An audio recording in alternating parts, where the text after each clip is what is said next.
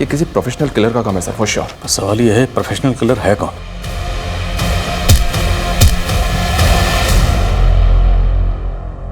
नमस्कार, crime petrol सतर्क में मैं रेणुका छाने आप सबका स्वागत करती हूँ।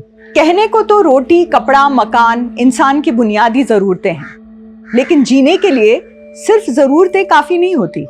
हर इंसान में इच्छा होती है कुछ हासिल करने की, कुछ बनने की, कुछ पाने की। आज का दौर वायरल वीडियोस, ट्रेंड्स और हैशटैग का दौर है। आज की डिजिटल दुनिया ने मशहूर होने के कई रास्ते खोल दिए हैं, लेकिन इसी के साथ शोहरत पाने की एक अंधी होड़ भी शुरू हो गई है। मशहूर होने की ख्वाहिश जब जुनून बन जाए तो सही गलत के बीच की लकीर मिट जाती है। ये केस भी मशहूर होने की एक ऐसी ही लालसा से जुड़ा है, जहां किसी के लिए जुर्म एक जरिया बन गया अपना मकसद हासिल करने का, और फिर शुरू हुआ दहशत का एक तांडव जिसने इंसानियत को शर्मसार कर दिया।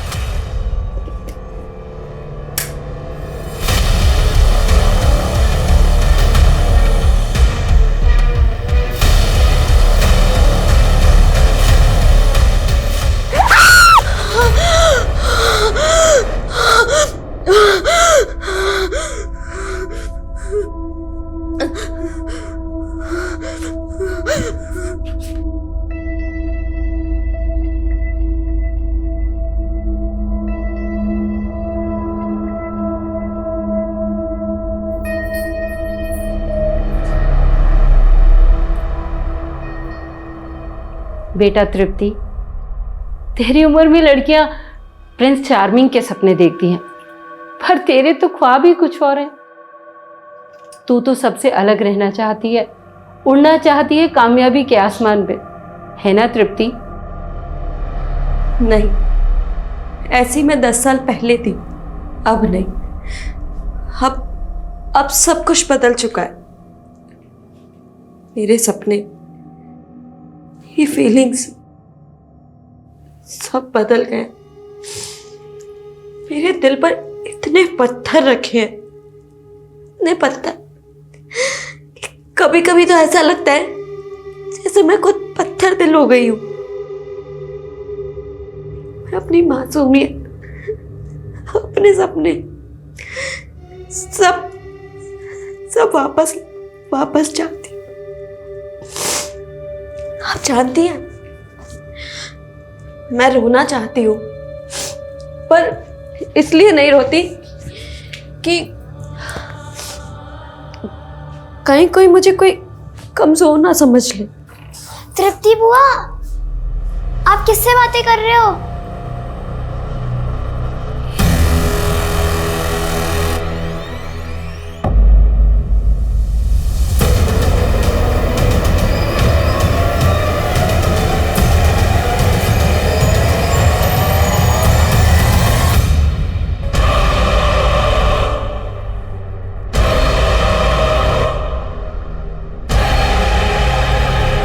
ये जगह कैंपिंग के लिए एकदम बेस्ट रहेगी। तुम्हें बहुत मजा आएगा मेघा, है ना? मेघा कहाँ खो गई? क्या आप उनसे सच में बात करती हो और वो आपको दिखती हैं? हाँ, जैसे एक अंधेरे में रोशनी की किरण, बिल्कुल वैसे वो मुझे दिखाई देती हैं। मुझे भी बात करनी है उनसे। हाँ, मैं करवाऊंगी। हाँ मुकुंद जी, बोलिए। ये कैसे हो सकता है? इस महीने ये दूसरा टेंडर हमारे हाथ से निकला है, वो भी सिर्फ 1 रुपए के मार्जिन पर मैडम। इस टेंडर की भी कोटेशन शुक्ला ने ही फाइनल की थी ना? तभी शुक्ला आज ऑफिस नहीं आया मैडम। एक काम करिए, उस्मान को ले जाइए और शुक्ला को उठाकर ऑफिस लेकर आइए। साहब नाश्ता। हाँ आया।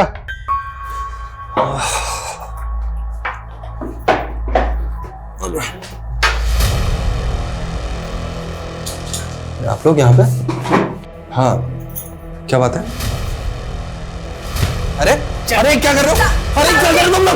अरे क्या हो रहा है?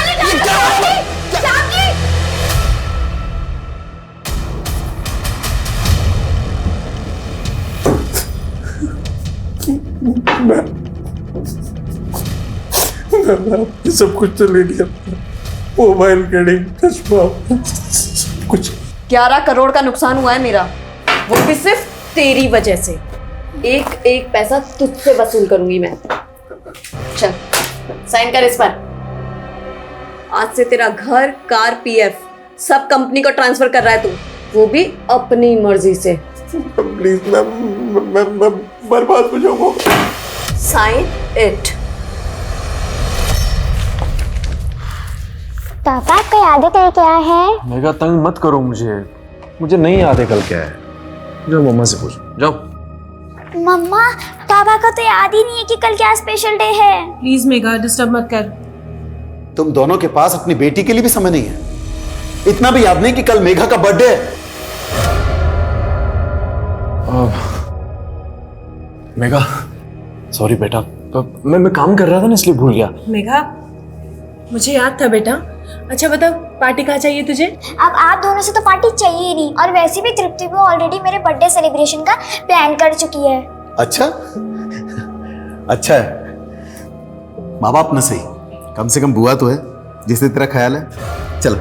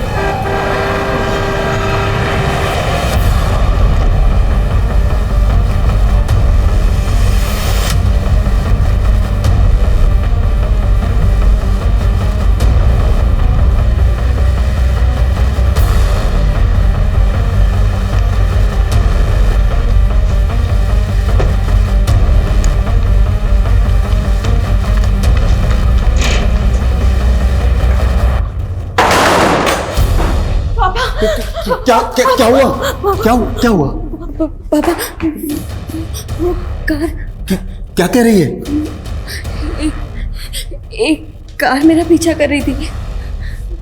पापा इसने आजकल दवाइयाँ खाना छोड़ दी है, तो जो है नहीं वो इसको दिख रहा है। नहीं आरुष भैया, मैं हेलुसिनेट नहीं कर रही हूँ, मैंने सच में उस कार को खुद देखा है अपनी आंखों से। हाँ पापा आपको नहीं लगता कि बहुत ज्यादा हेलुसिनेट कर रही है आजकल? इस हालत में क्या ये बिजनेस को संभाल पाएगी? आरुष भैया आप बात मत बदलिए, बिजनेस संभालने में मैं आपसे बेहतर हूँ। तभी तो सारे टेंडर छूट रहे हैं ना एक साथ। देखिए शांत हो जाओ दोनों। तृप्ति बेटा तुम अंदर जाओ और आराम करो।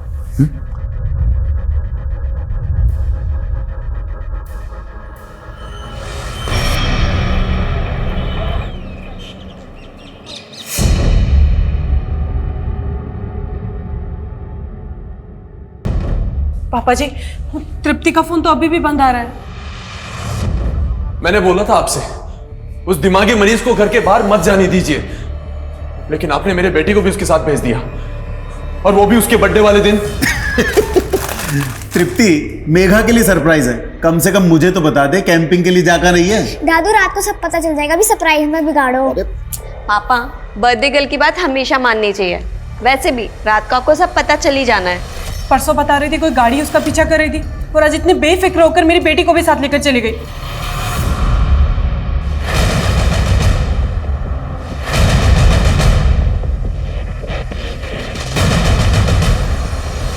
Crime branch Adil Khan. Surendra ji, DCP साहब ने फोन करके बताया कि आपकी बेटी तृप्ति गायब है। मेरी बेटी तृप्ति नहीं, मेरी पोती भी मिसिंग है। जी डीसीपी साहब ने बताया। हम आपकी बेटी के फोन की लोकेशन को ट्रैक कर रहे हैं। आप लोगों को किसी पे शक? हाँ, परसों एक कार मेरी बेटी की कार को फॉलो कर रही थी। मुझे शक है इंस्पेक्टर, कोई तो है जो मेरी बेटी को परेशान कर रहा था। सर, तृप्ति का फोन कैलाशपुरी जंगल के आगे जो एरिया वहां पे बंद हुआ था, पेट्रोलिंग टीम को इन्फॉर्म कर दिया है। सुरेंद्र जी, आपकी बेटी उस जंगल वाले एरिया में क्यों गई होगी? No idea sir.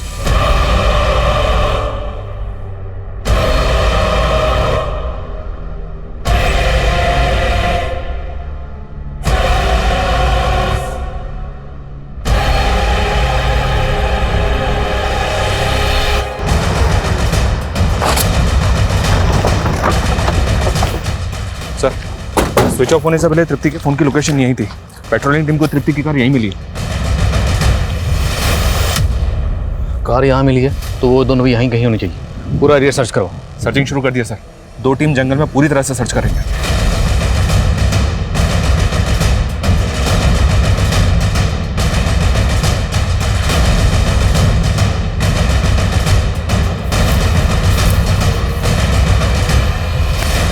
सर ये देखिए, देखकर लगता है कि गड्ढे को ताज़ा भरा गया है। Right sir. और ये कब्रिस्तान भी नहीं है, भरे हुए गड्ढे पे फूल, अजीब है। खुदवा से। Yes sir.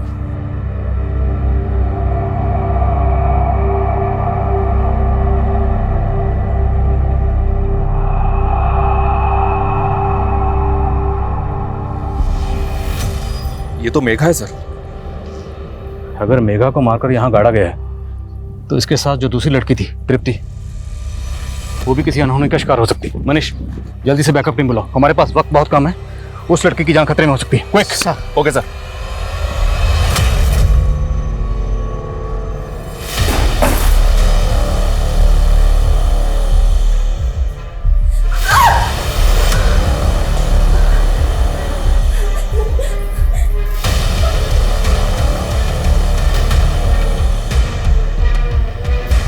तृप्ति के फादर ने बताया था कि उस रात कोई तृप्ति की गाड़ी को फॉलो कर रहा था।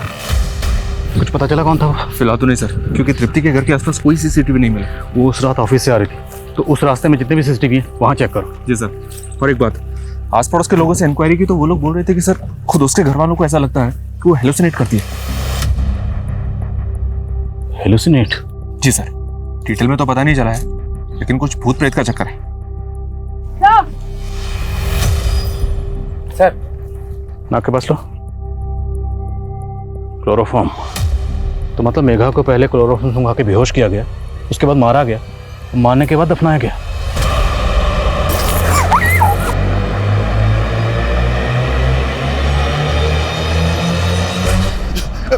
मेघा! मेघा मेरी बच्ची! मेघा!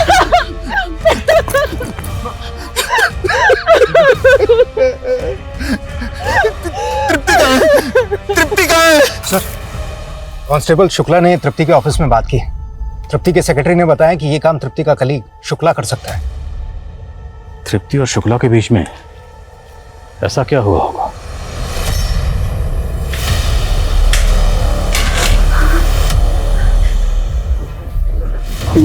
हाँ, तुमने कितना काम किया है ना।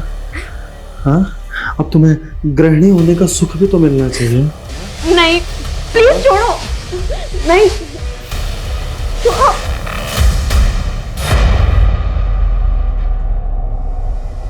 सर,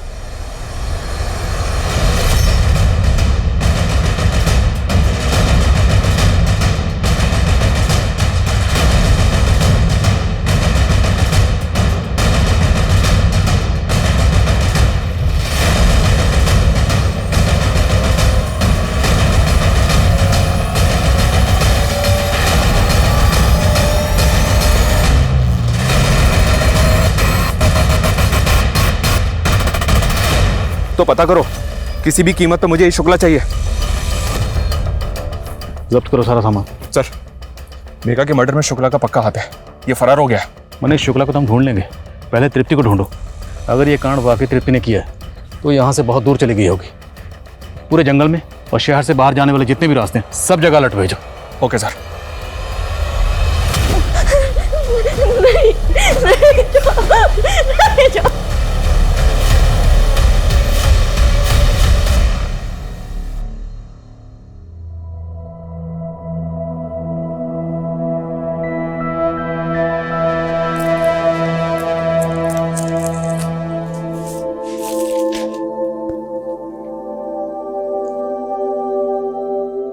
जिस रिश्ते से हमारी माँ सबसे ज्यादा डरती थी, वही रिश्ता बनाने जा रहे हैं हम आपसे। जैसे हमारे मामा ने हमारी माँ को धोखा दिया, आप मत दे दीजिएगा। अरे पागल हो गया? हाँ, अगर धोखा देना होता तो बहन थोड़ी ना बनाते। कभी भी आजमा लेना, और तुम्हें वादा किए हैं तुम्हारी रक्षा करने का, और हमेशा निभाएंगे। अच्छा वैसे एक बात बताओ, तुम्हारे मामा तुम्हारे मम्मी के साथ किए क्या थे? बेच दिया था उन्होंने। ये तृप्ति की स्वर्गवासी माँ की तस्वीर है, गीतांजलि की। सुरेंद्र जी, हमें टेंट में जिस तरह का सामान मिला है वो कुछ तंत्र वंत्र का सामान था, जैसे स्पिरिट्स को बुलाने के लिए लोग इस्तेमाल करते हैं, कुछ ऐसा सामान था। क्या आपकी बेटी तृप्ति किसी तांत्रिक वांत्रिक के चक्कर नहीं, तृप्ति ने पैरानॉर्मल साइकोलॉजी और मेटाफिजिक्स में पढ़ाई की थी। पैरानॉर्मल एक्टिविटीज को डिटेक्ट करना तृप्ति इस काम के लिए क्वालिफाइड थी। जब तृप्ति 18 साल की थी तब उसकी मां कैंसर के कारण चल बसी। तृप्ति अक्सर अपनी मां से बात करती थी। उसका तो यह भी कहना था कि वो अपनी मरी हुई मां को देख भी सकती है। मतलब वो अपनी माँ को इमेजिन करती थी? She was hallucinating? नहीं, खैर छोड़िए, आप इस मामले में क्यों पड़ रहे हैं? आप प्लीज मेरी बेटी को ढूंढिए ना। हम पहले ही मेघा को खो चुके हैं। देखिए सुरेंद्र जी, हमें कुछ तो खटक रहा है। मेघा की लाश मिलना, तृप्ति का गायब होना, और मेघा की लाश हमें जिस तरह से मिली है वो एक गड्ढे में गड़ी हुई थी और उसके ऊपर फूल चढ़ाए हुए थे कब्र बनाकर। ये किस तरह की पैरानॉर्मल एक्टिविटी है? तो आप कहना क्या चाहते हैं कि मेरी पोती को किसी प्रेत या भूत ने मारा है? सुरेंद्र जी, ये आप कह रहे हैं, लेकिन टेंट में हमें जिस तरह का सामान मिला है वो तंत्र मंत्र का सामान। सिर्फ इतना नहीं, हमें वहाँ ये खत भी मिला है। ये खत तृप्ति ने अपनी माँ के नाम लिखा है, जिसमें उसने लिखा है कि माँ, आज आपकी पोती का जन्मदिन है। मैंने आपकी तरफ से इसको आपकी पायल भी गिफ्ट की है। आप तो इसे अपनी उम्र दे नहीं सकती, लेकिन ये कहती है ये आपको अपनी उम्र दे देगी। बस आप एक बार आ जाओ। सुरेंद्र जी, हमें लगता है कि आपकी पोती मेघा जरूर आपकी बेटी तृप्ति के किसी अंधविश्वास का शिकार हुई है। तृप्ति ने ही मेघा को मारा, उसके बाद वो फरार हो गए। मेरी बेटी को ढूंढने की बजाय आप मेरी पोती की हत्या का आरोप उस पर लगा रहे हैं। कितने जालिम हैं आप लोग। ऐसी दुख की घड़ी में आपको ऐसा भद्दा मजाक करते हुए शर्म आनी चाहिए।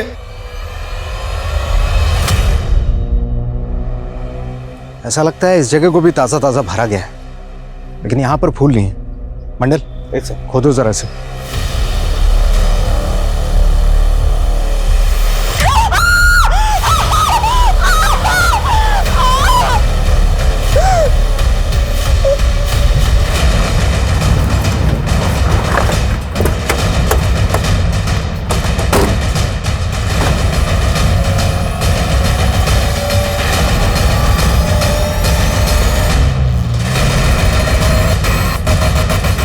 ये तो तृप्ति है।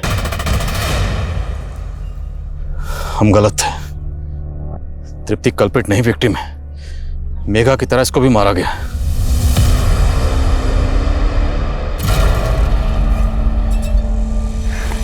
ये लीजिए भैया आपका चेक। तेरे से भीख नहीं चाहिए मुझे। जानती हूँ मैं आपको चुभ रही हूँ, पर मैं क्या करूँ? मैं भी तो पापा के फैसले के आगे मजबूर हूँ। इन पैसों पर आपका हक है। मेरा हक? मेरा हक इससे कई ज्यादा है, और वो मैं लेकर रहूंगा।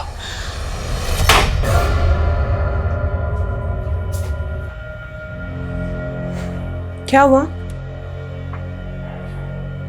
कुछ नहीं। मुझे नींद आ रही है, सोने जा रहा हूँ मैं।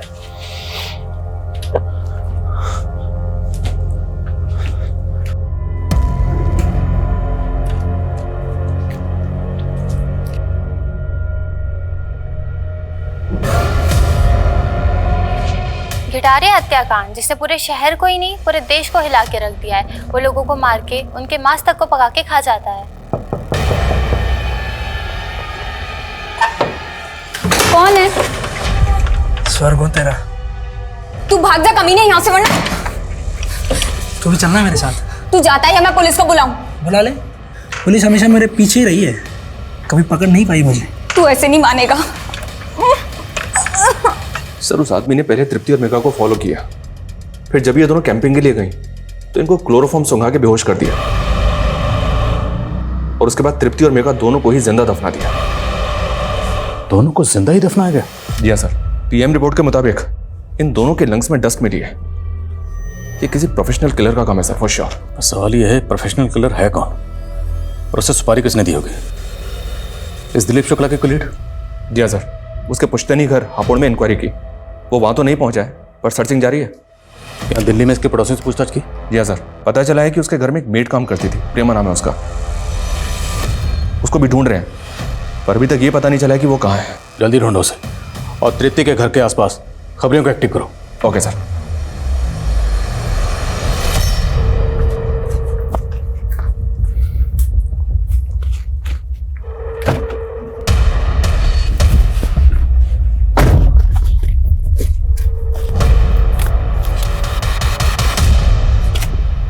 लिया, अच्छा हुआ तूने मुझे बचा लिया।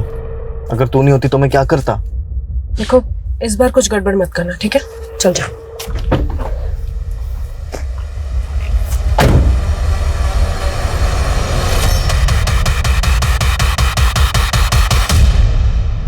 सर ये देखिए, ये तृप्ति की कार और इसके पीछे ये एक दूसरी कार। ये जो पीछा कर रहा है ये है कौन? सर कार ओनर का नाम नवीन कुमार है, झंडेवालान में रहता है। इस नवीन का तृप्ति से क्या कनेक्शन है? सर ऐसा कोई कनेक्शन अभी तक तो सामने नहीं आया। तो इस नवीन कुमार को जरा सामने लाओ। सर तू मेरे घर के अंदर कैसे घुसा? अब इतना मत सताना। देख तूने मुझे शादी के लिए हाँ कहा था। तूने मुझसे झूठ बोल के प्यार किया। तू पहले से शादीशुदा है। तो छोड़ देंगे पहले वाली को। तू निकल यहाँ से। धक्का देती है, धक्का देती है, धक्का देती है, धक्का देती है।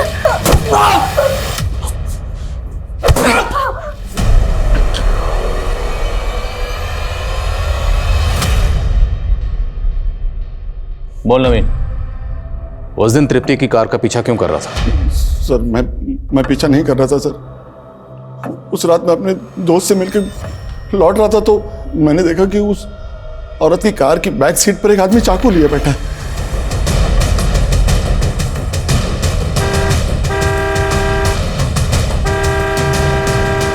सुनिए, चाकू है उसके पास। यकीन मानिए सर, मैं उसकी मदद करना चाहता था। ओए मददगार, तू कह रहा है कि तृप्ति की कार की पिछली सीट पर कोई आदमी हाथ में चाकू लेकर बैठा हुआ है, तो तृप्ति ने एक बार भी रियर व्यू मिरर में उस आदमी को नहीं देखा होगा? सर तृप्ति गाड़ी का जो मॉडल है उसमें रियर व्यू मिरर की जगह पे कैमरा लगा हुआ था सर, इसलिए उसने नहीं देखा होगा। तुझे बड़ा पता है उसकी कार का मॉडल कौन सा था, कहाँ कैमरा लगा हुआ था, कहाँ क्या लगा था, सब कुछ? सर 15 साल से मैं 15 साल से उस पर नजर थी? नहीं सर, ऑटोमोबाइल में काम करता हूँ 15 साल से। तू तृप्ति के पीछे पीछे उसके घर तक तो गया था ना, तो ये बात तूने उसके घर वालों को क्यों नहीं बताई? सर जिस तरह आप इसे कहानी समझ रहे हैं, अगर वो लोग भी यही समझते तो इसलिए मैं डर गया था सर। और फिर वो आदमी भी कार से उतर के भाग गया था। मैं किसी को बताता तो क्या बताता सर।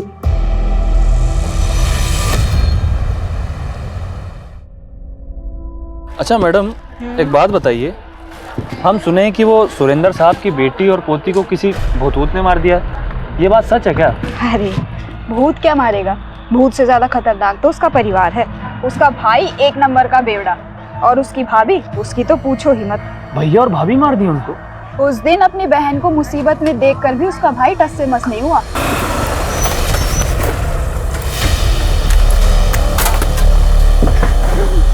बाहर निकल, मुझसे बचकर तू कहाँ जाएगी? जो तुम्हें जेल में भेज करूंगा, समझी? हटो यहाँ से।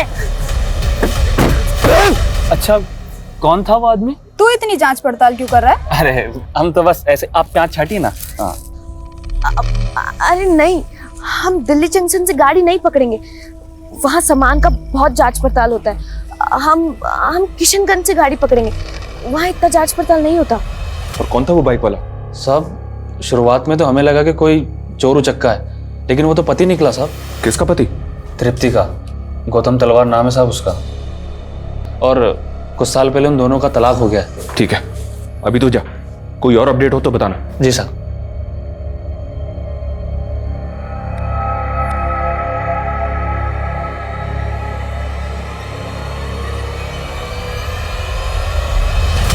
गौतम तलवार इंडस्ट्रीज का इकलौता वारिस। बड़े अरमानों से मैंने मेरी बेटी की शादी इतने बड़े घर में की थी, लेकिन करोड़ों का कारोबारी दहेज के लालच में मेरी बेटी तृप्ति को सताता था। मैंने उनकी हर डिमांड पूरी की, हर मांग पूरी की मैंने उनकी, पर फिर भी वो मेरी बेटी तृप्ति को टॉर्चर करते रहते थे।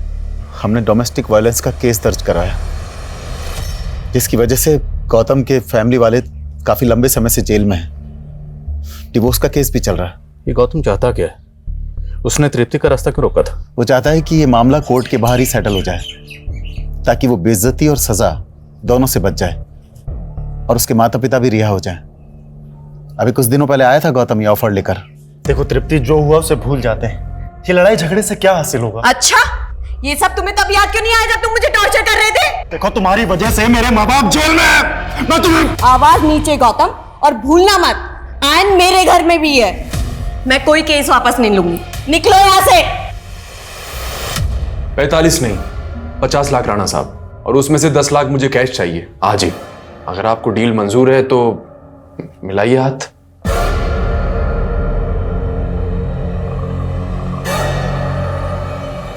$5 लाख है।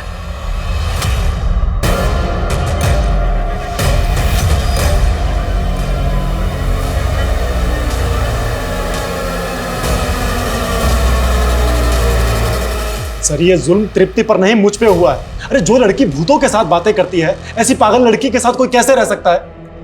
जिस लड़की को तो पागल कह रहे हैं ना, वो बिजनेस संभालती थी और उस लड़की को तो दहेज के लिए तंग करता था। सर आप तो जानते हैं कि ये लड़कियां 498A का किस तरह से गलत इस्तेमाल करती है।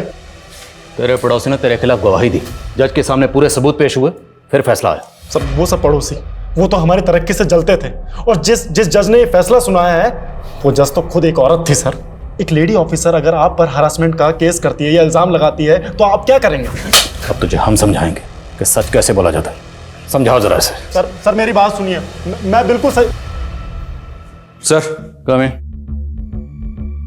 सर जावेद खबरी से बात हुई मेरी, उसने बताया कि मेघा दिव्या और आरुष की सगी बेटी नहीं है, उसको गोद लिया था उन्होंने। व्हाट? जी हाँ सर। सुरेंद्र जी ने पहले हमसे तृप्ति की शादी की बात छुपाई, और अब पता चल रहा है कि मेघा अडॉप्टेड थी। और कितने राज छुपे हैं इस फैमिली में? और एक राज का पता चला है सर, जब तक तृप्ति उस घर में थी तब तक आरुष को बिजनेस में इतनी इंपॉर्टेंस नहीं मिलती थी। जब से तृप्ति उस घर से गई है तब से आरुष ही बिजनेस को हैंडल कर रहा है। मतलब बहन की मौत का फायदा तो हुआ है भाई को। सर इस शुक्ला का बैकग्राउंड खंगाला तो पता चला है कि दिलीप शुक्ला और आरुष पहले से एक दूसरे को जानते थे, और आरुष ही दिलीप शुक्ला को फैमिली बिजनेस में लेकर आया था। तो मतलब शुक्ला और आरुष इन दोनों के रास्ते का अगर कोई कांटा थी तो वो थी तृप्ति। कहीं इन दोनों ने मिलकर तो नहीं इस कांड को अंजाम दिया?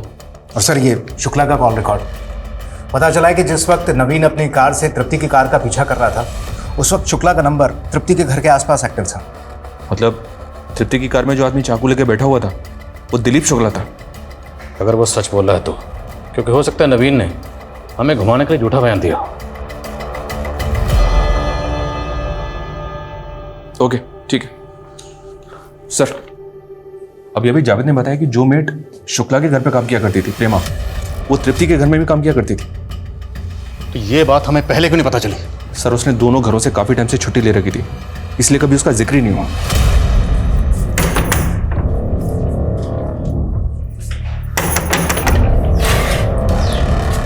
अरे प्रेमा दी कैसी हो?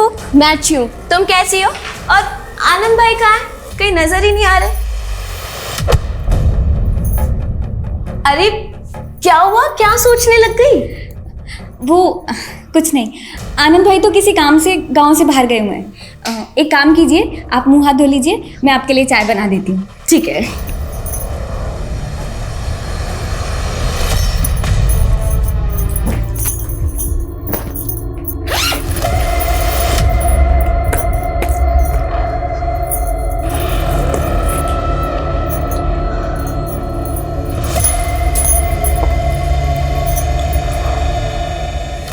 प्रेमा दी, इतने सारे गहने वो कहाँ से आई है? आपने चोरी की है? नहीं नहीं सुरीली, चोरी नहीं की। वो मेरी मालकिन है ना तृप्ति दीदी, उन्होंने दी है। मेरी शादी है ना इसलिए। तृप्ति दीदी आपने बुलाया? हाँ होने वाली दुल्हन, ये सब तुम्हारे लिए निकाले मैंने। ये सब दीदी मैं कैसे? नहीं नहीं दीदी। हाँ नहीं, तुम रखो इन्हें, मेरी तरफ से तुम्हारी शादी का तोहफा। आप मुझे बेवकूफ मत समझिए, ये सब है ना फिल्मों में ही होता है, असल जिंदगी में नहीं होते। सच सच बोलिए, ये गहने कहाँ से आए हैं? वो मैंने वो क्या प्रेमा दिलीप शुक्ला के यहाँ भी काम करती थी? लेकिन प्रेमा ने कभी कुछ बताया नहीं। और मुझे भी शुक्ला ने कुछ नहीं बताया। प्रेमा मिलेगी तो सब बता देगी। प्रेमा रहने वाली कहाँ की थी? आप लोगों के पास उसका कोई एड्रेस वगैरह है? सर बस इतना पता है कि वो बिहार की रहने वाली थी, अभी उसकी शादी होने वाली थी इसलिए वो छुट्टी लेकर वहीं पर गई है।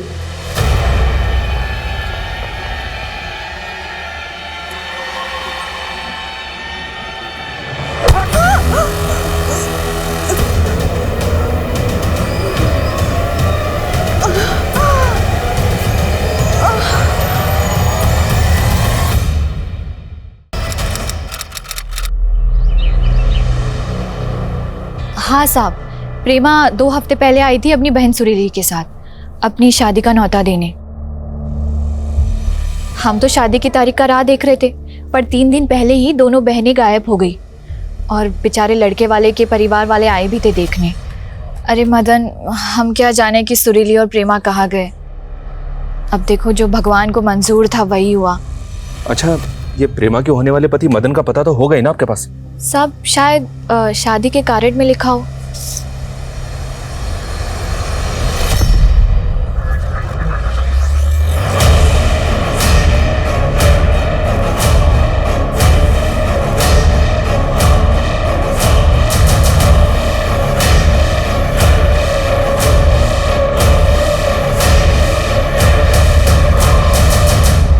साहब, प्रेमा बहुत प्यार करती थी साहब हमसे। वो हमें ऐसे छोड़कर नहीं जा सकती साहब। हमें तो लगता है कि कुछ बुरा हुआ है उसके साथ। तुम प्रेमा के किसी रिश्तेदार को जानते हो? हाँ साहब, उसका एक मुंह बोला भाई है, आनंद। हमारा दोस्त है वो। उसी के जरिए मुलाकात हुई थी प्रेमा से और फिर बात शादी तक पहुंची थी। सब लोग बोलते हैं कि प्रेमा को हमसे शादी ही नहीं करनी थी, इसलिए भाग गई वो।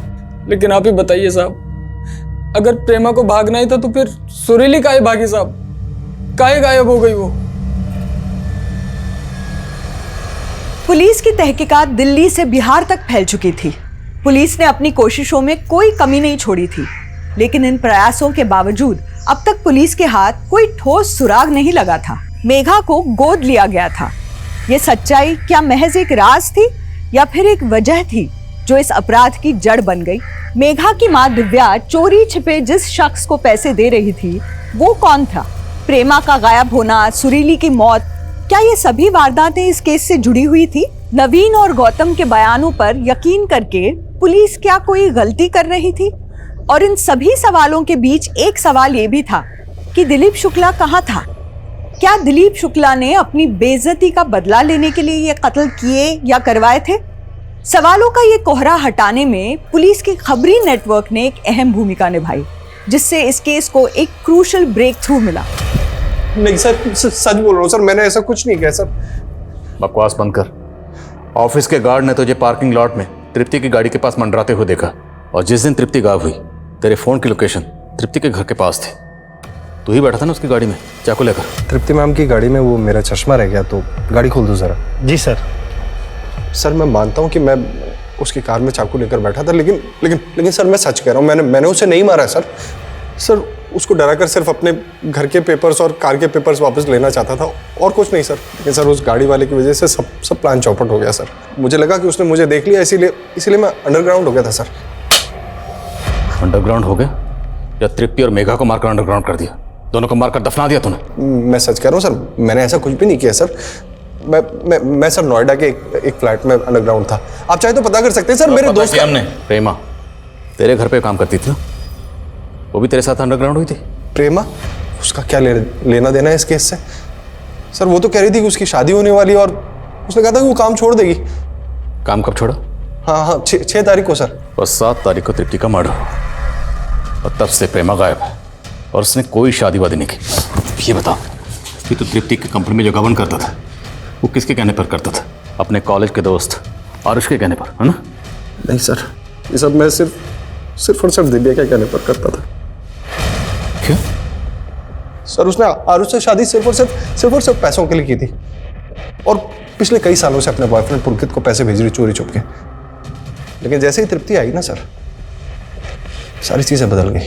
तो इसलिए दिव्या ने आरुष के जरिए तुझे वापस तृप्ति की कंपनी में रखवाया ताकि गबन कर सके। जी सर।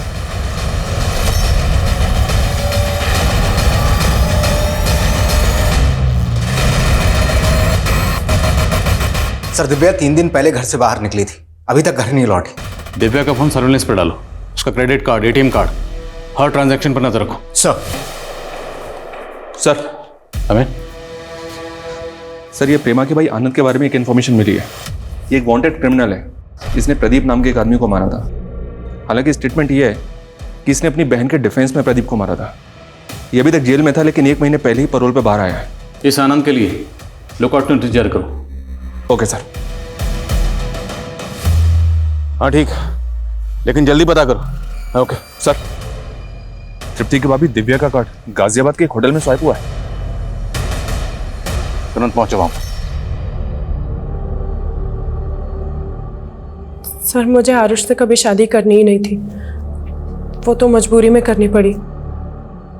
मैं और मेरा बॉयफ्रेंड पुलकित, हमारे सपने बड़े थे लेकिन जेब खाली। इसलिए आरुष की कंपनी से पैसा लूट कर अपने उस बॉयफ्रेंड को देती रही। जी सर। सर मैंने पुलकित के लिए बहुत कुछ किया, पर पुलकित ने मेरे साथ वही किया जो मैंने आरुष के साथ किया। सर वो मुझसे मिलने होटल आया था,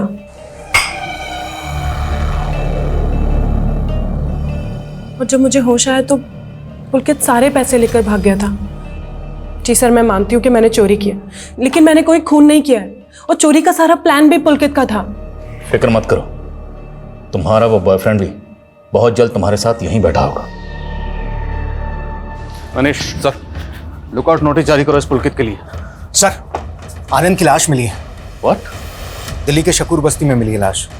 मेघा और तृप्ति के मर्डर के 4 दिन बाद आनंद को मारा गया, और जिस दिन आनंद को मारा गया ठीक उसी दिन प्रेमा दिल्ली छोड़कर बिहार चली गई थी। और बस्ती वालों ने बताया है कि मौत से पहले आनंद को एक दाढ़ी वाले आदमी के साथ देखा गया था। प्रेमा जहां रहती थी उस बस्ती में सबसे पूछताछ करो, पता करो क्या किसी ने भी प्रेमा को किसी दाढ़ी वाले आदमी के साथ देखा था, और अगर कोई भी ऐसा शख्स मिलता है तो उसे उस दाढ़ी वाले आदमी का स्केच बनाओ। सर। हाँ साहिब, प्रेमा यहीं रहती थी। एक दाढ़ी वाला आदमी आता था उससे मिलने के लिए। क्या नाम था उस दाढ़ी वाले का? नाम तो नहीं पता, लेकिन जब से तृप्ति मैडम का मर्डर हुआ है इधर दिखा नहीं वो। स्केच बनवा सकते हैं उस दाढ़ी वाले का? सर, दिव्या के बॉयफ्रेंड पुलकित की सर्चिंग तो चल रही है, लेकिन पता नहीं चल रहा है कि सर, ये उस दाढ़ी वाले का स्केच। शकूर बस्ती में इसी आदमी को आनंद के साथ देखा गया था, और यही आदमी प्रेमा से भी मिलता था। बस्ती वालों ने कंफर्म किया।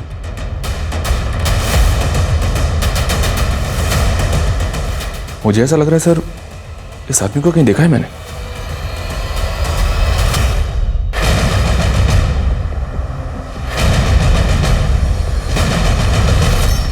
हमारे केस की तरह एक केस भोपाल में भी हुआ था सर। इस केस में भी लड़की को तृप्ति और मेघा की तरह बेहोश करके जिंदा दफना दिया गया था। मॉडस ऑपरेंडी सेम है, तो क्या हम किसी सीरियल किलर से डील कर रहे हैं? सर, मैंने इस दाढ़ी वाले का स्केच भेजा था एनसीआरबी में। वहां से पता चला कि सुजीत नाम का एक क्रिमिनल है उनके डेटाबेस में। और इंटरेस्टिंग बात यह है कि जब ये सुजीत तिहाड़ जेल में सजा काट रहा था, उसी वक्त आनंद भी वहीं पर सजा काट रहा था। सर एक minute. My God,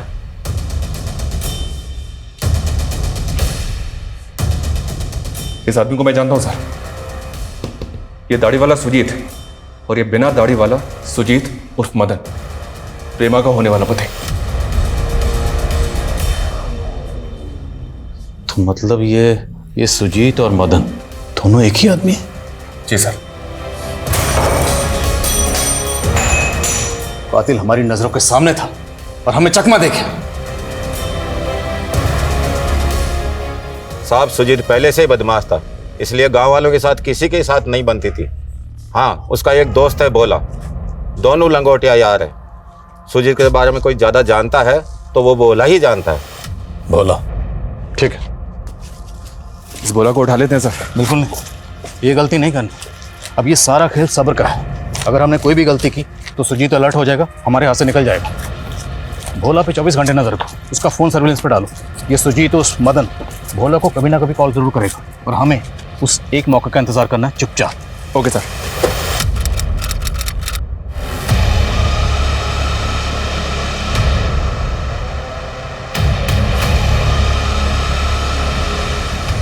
sir, finally 6 महीने बाद भोला के कॉल रिकॉर्ड्स में काम का नंबर मिला है। पिछले 4 दिन से इस नंबर से भोला को लगातार कॉल आ रही है, और काफी लंबी बातें होती हैं। आखिरकार जिस मौके का हमें इंतजार था वो मौका आ ही गया। लखनऊ चलने की तैयारी करो। इस सुजीत उर्फ मदन को इस बार दिल्ली दर्शन करवा के मानेंगे। Okay sir.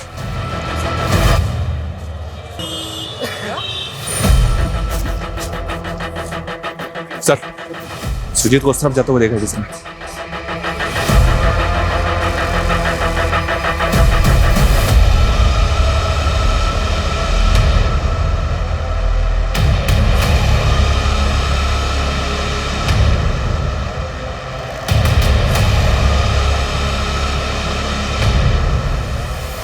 क्या है? रुक सर।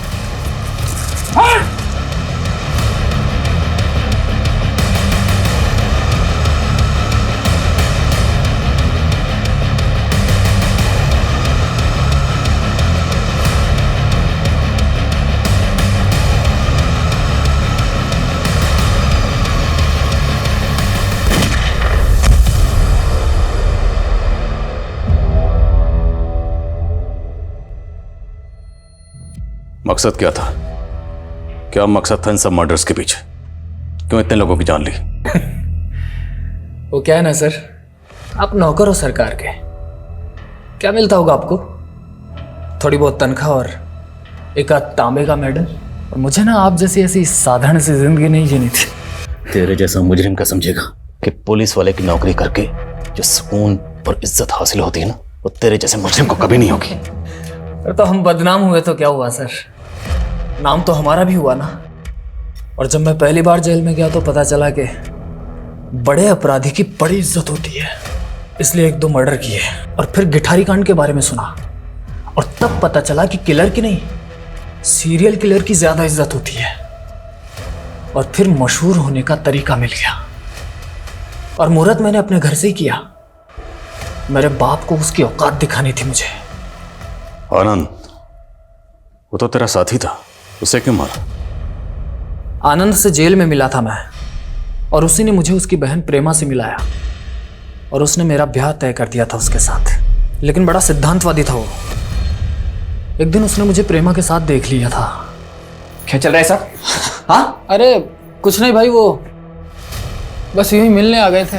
अब लुगाई बनने वाली है हमारी, तो जब लुगाई बन जाए ना तब दिखना। चल निकल।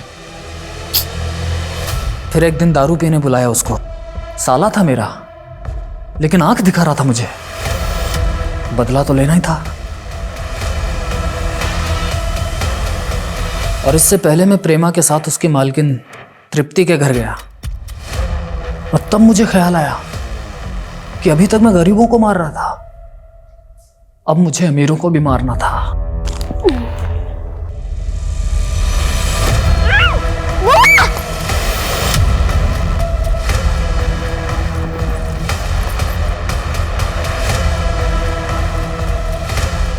पहले मेघा को मारा और फिर वापस आकर उसकी बुआ तृप्ति को भी मोक्ष दिला दिया मैंने। प्रेमा और श्रीली का क्या किया? दोनों जोर शोर से तैयारी कर रही थी शादी की, तो उनको भी निपटाना था।